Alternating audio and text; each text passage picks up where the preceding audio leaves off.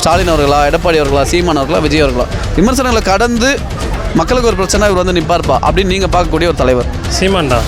என்னை பொறுத்த வரைக்கும் இப்பொழுது தமிழகத்தில் முதல்வராக இருக்க ஸ்டாலின் ஐயா அவர்கள் தான். தளபதி விஜய் அவர்கள். ஆமாம். என்னென்ன பிரச்சனைக்கு முதன்மையாக வந்து மக்கள் கூட களத்தில் நின்று இருக்காங்க? அது சொல்லவே முடியாது ப்ரோ. நிறைய ஒரு மூணு மட்டும் சொல்லுங்கள். மக்களுக்கு ஒன்றுனா நான் தான் முதல் ஆளாக வந்து நிற்பேன்னு சொல்கிறாரு. ஆனால் முதல் ஆளாக எங்கே வந்து நிற்கினாரு? 41 பேர் சேர்ந்தாலும் என்ன ஆயிடுச்சு? என்ன வேணால் சொல்லு, நான் மக்களுக்காக நிற்கிறேன். அந்த விஷயத்தில் வந்து சீமான் வந்து அந்த ஸ்டாண்டு. நீ 1000 விமர்சனம் என்ன வேணால் சொல்லு. நீ இப்போ லேடிஸ் மேட்ரு எது வேணாலும் சரி தான்.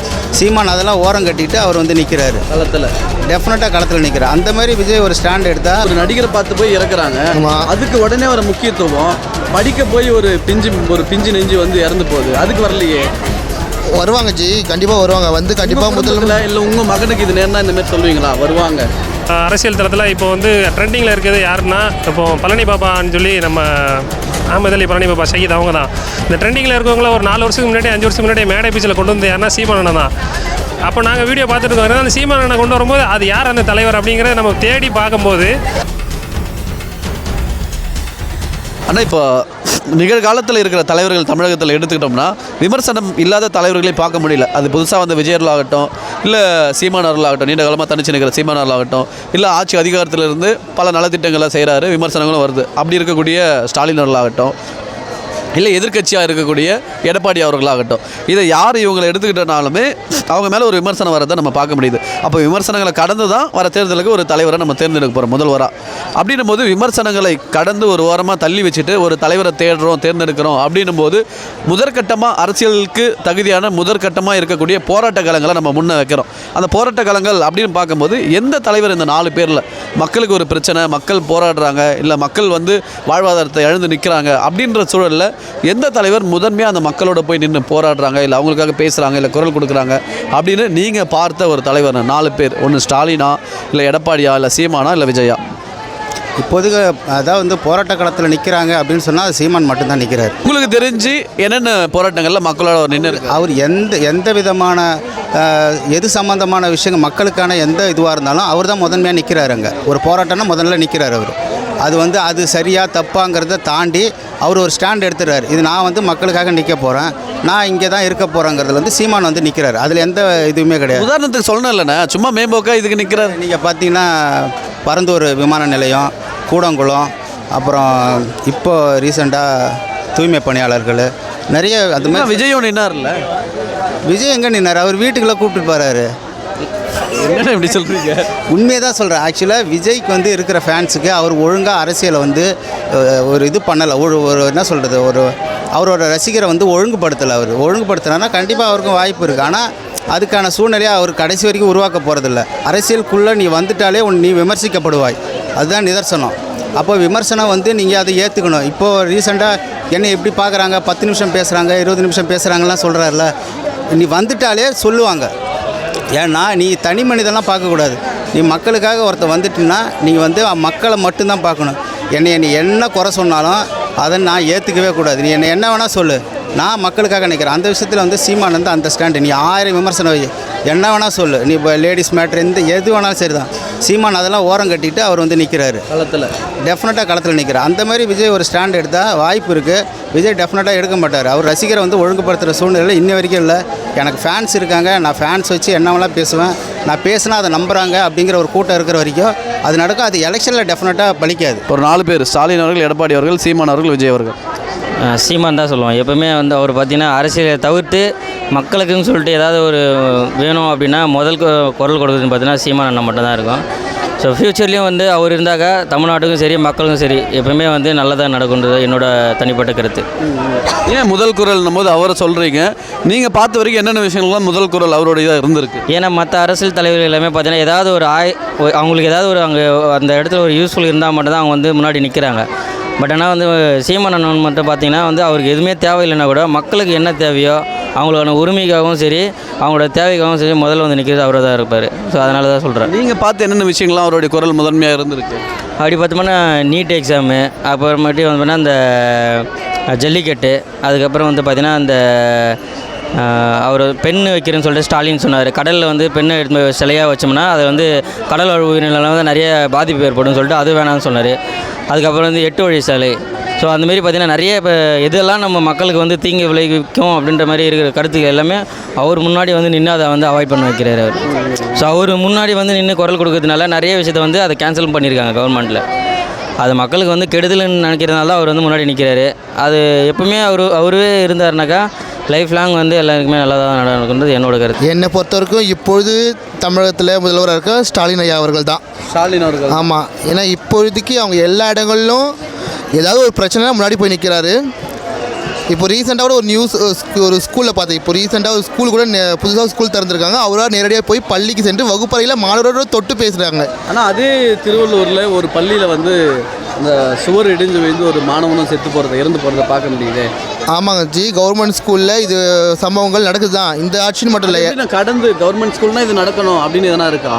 கட்டிடங்கள் பழமையாக இருக்கும் ஜி, அதை புதுப்பிக்கணும்.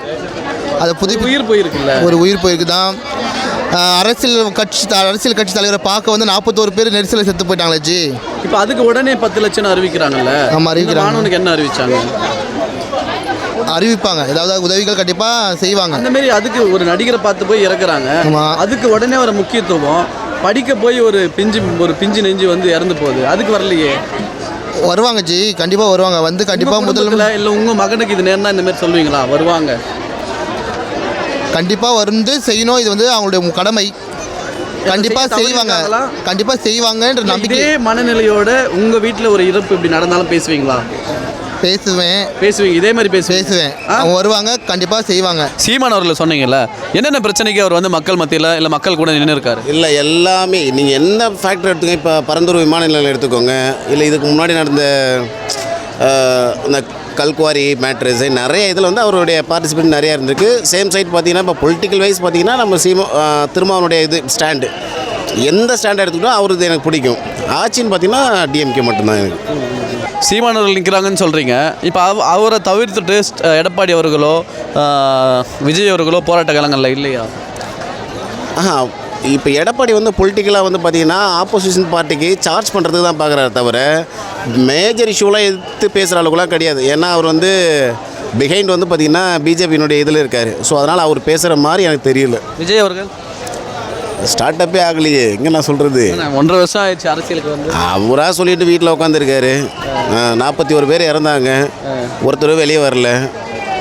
ஆனால் மக்களுக்கு ஒன்றுனா நான் தான் முதல் ஆளாக வந்து நிற்பேன்னு சொல்கிறாரு. ஆனால் முதல் ஆளாக எங்கே வந்து நிற்கினாரு? 41 பேர் இறந்தாங்களே, என்ன ஆச்சு? திமுக அரசு அவர் அனுமதிக்கலை, அதனால் போகல அப்படின்னு அவங்க தரப்ப சொல்கிறாங்க. அப்படியெல்லாம் இல்லையே, அப்படி யார் சொன்னது? நம்ம தான் பார்த்தோமே எஸ்கேப். நம்ம இப்போ திருச்சி விமான நிலையத்தில் அர்ஜென்ட்டாக போனதை நம்ம பார்த்தோம். அங்கே நின்று அங்கே இருக்கிற ஹாஸ்பிட்டலில் போயிட்டு ஒரு செக்யூர்டான ஒரு ரூமில் உட்காந்துட்டு வெயிட் பண்ணிவிட்டு ப்ராப்ளம்லாம் சால்வ் ஆனதுக்கப்புறம் போய் பார்த்துருக்கலாம். 16வது நாள் காரியமே ரெசார்ட்டில் வச்சு நடத்துகிறாங்களா? அது என்ன மாதிரி புரிதல்னு இதுவரை நீங்கள் பார்த்துருக்கீங்களா? எந்த தலைவர்களும் அப்படி நீங்கள் பார்த்துருக்கீங்களா உங்கள்ட்ட இதில்? இல்லை.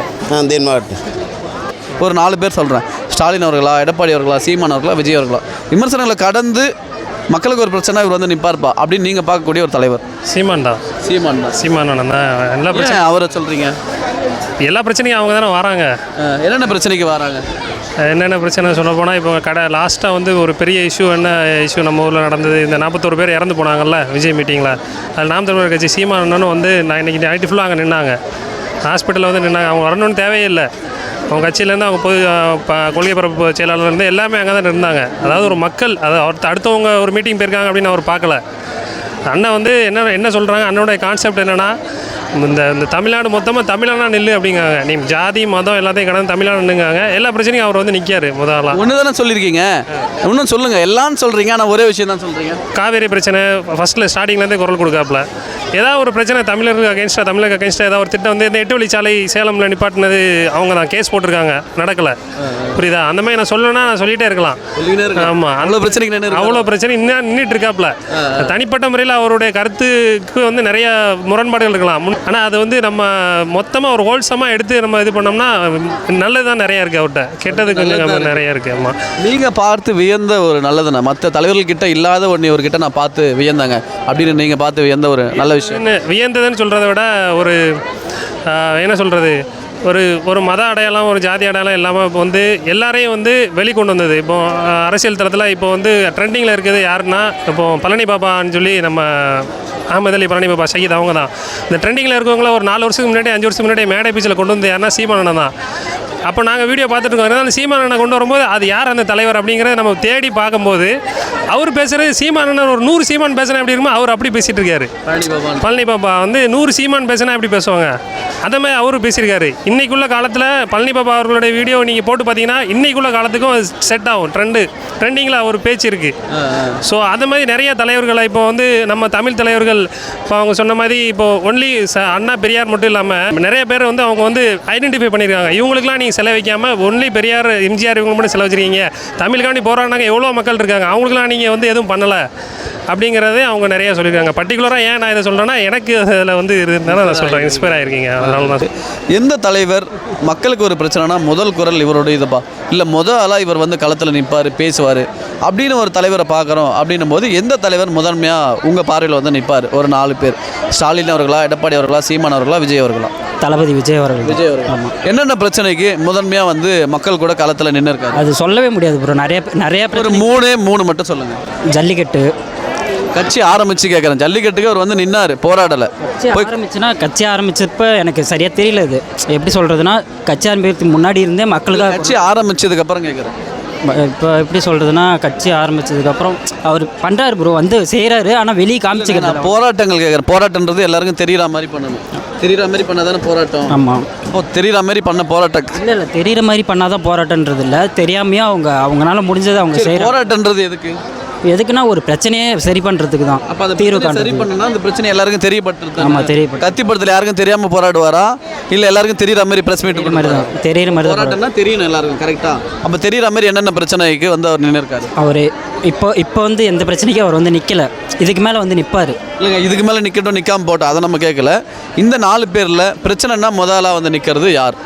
தளபதி விஜய் தான். எனக்கு என்னென்ன அது என்னென்னு சொல்கிறது எப்படின்னா, அது சொல்கிறதுக்கு இல்லை ப்ரோ.